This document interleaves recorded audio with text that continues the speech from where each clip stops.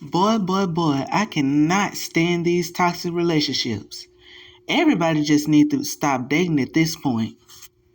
Why you say that?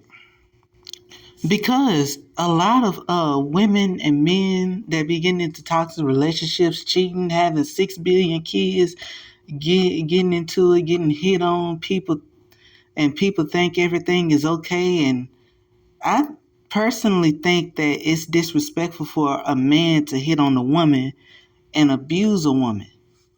Right, I agree with you on that, nephew. But the reason why they do that is because they scared to hit on a man. That's not the only reason why these men hit on these women. It's because the reason why they do that is because they weak themselves and they acting like punks. That's what punks do. That ain't what a man do.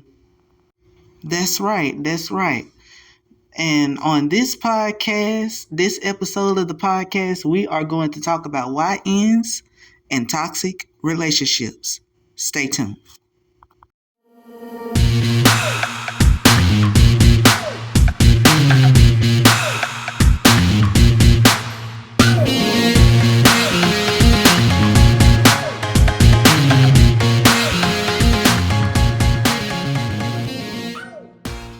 Welcome to Alvin and the Family Podcast. This is Mama Glow Honey.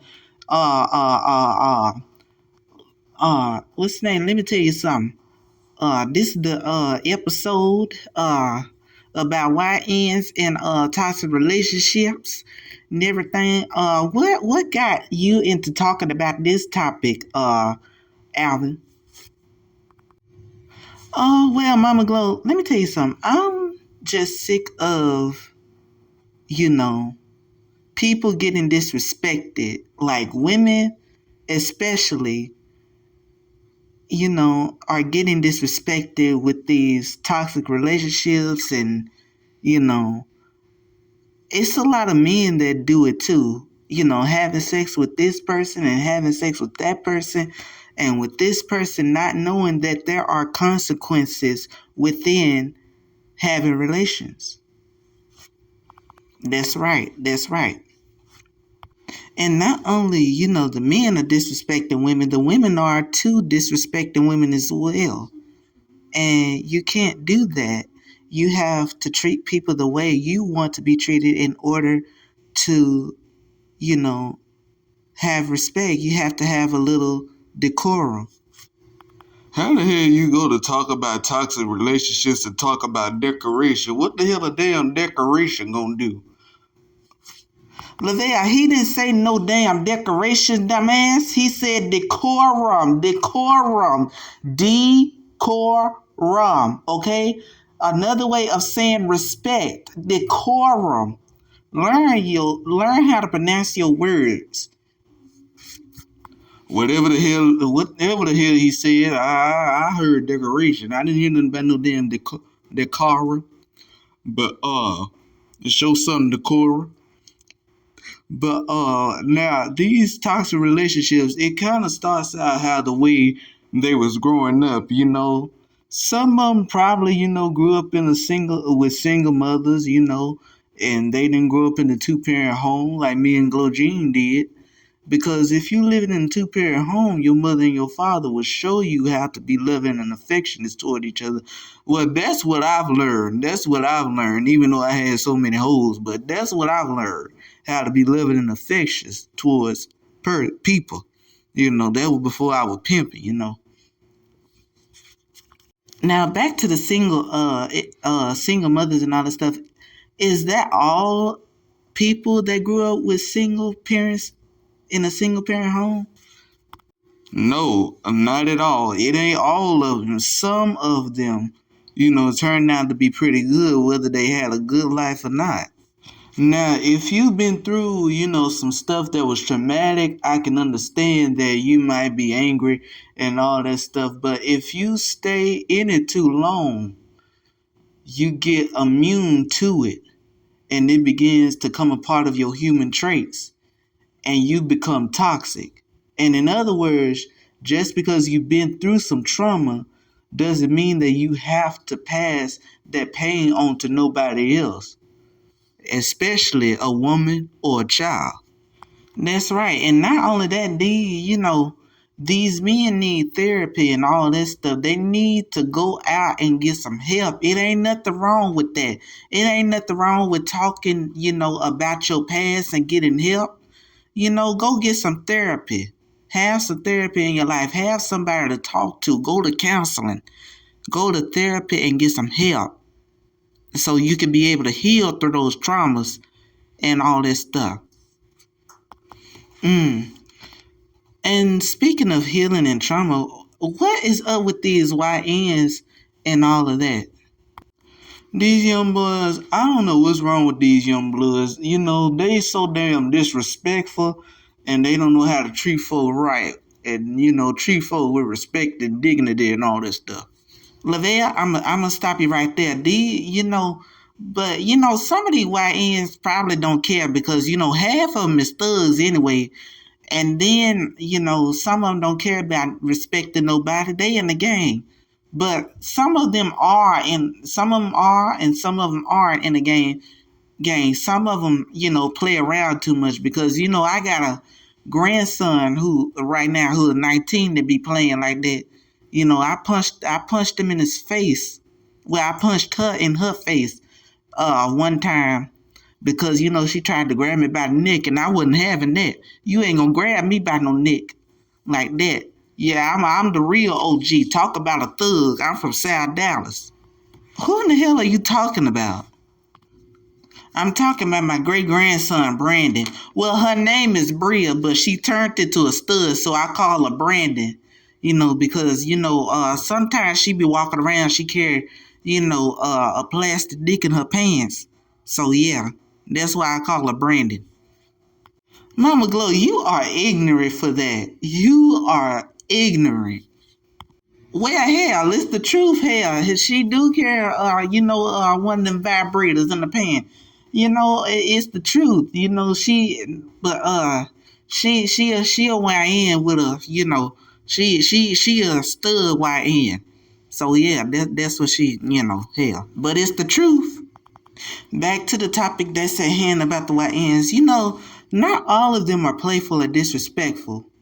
You know what? I take that back. Some of them, don't want to do the right thing.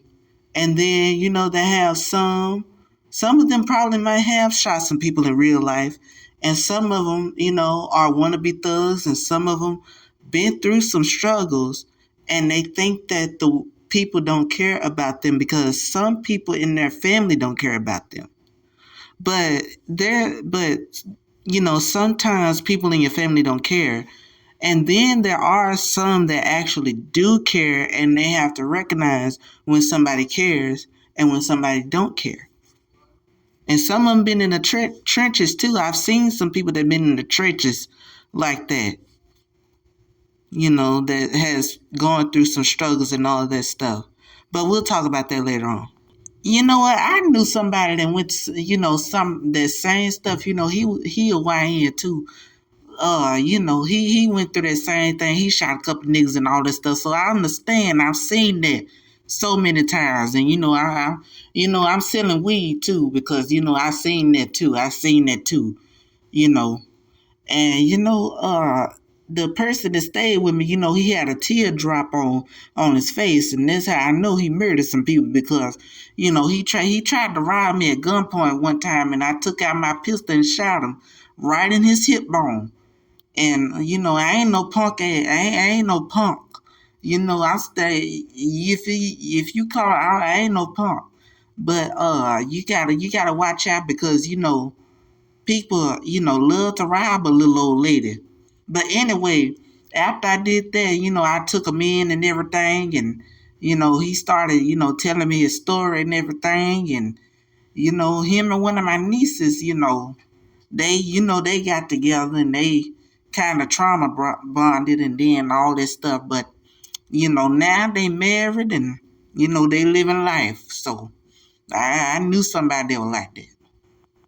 Oh, well, that's wonderful to hear. That is wonderful to hear.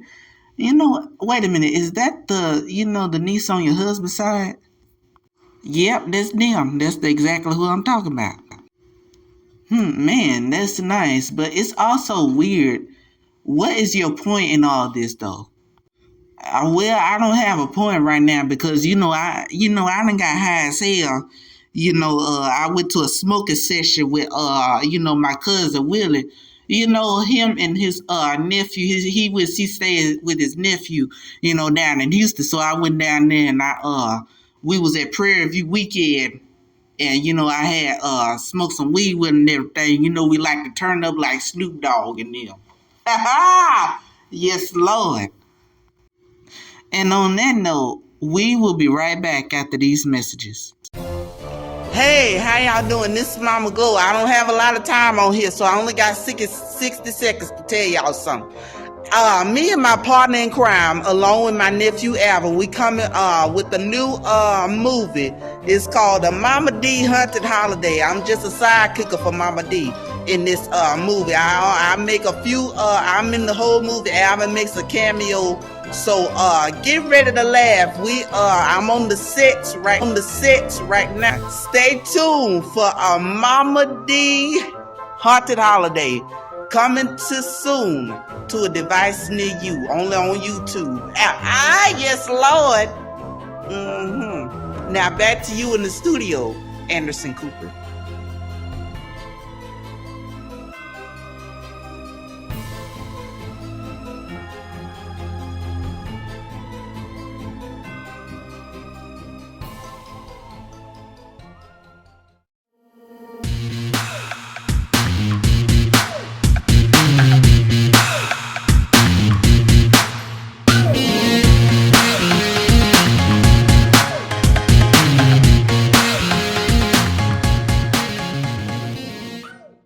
And we're back for the second segment.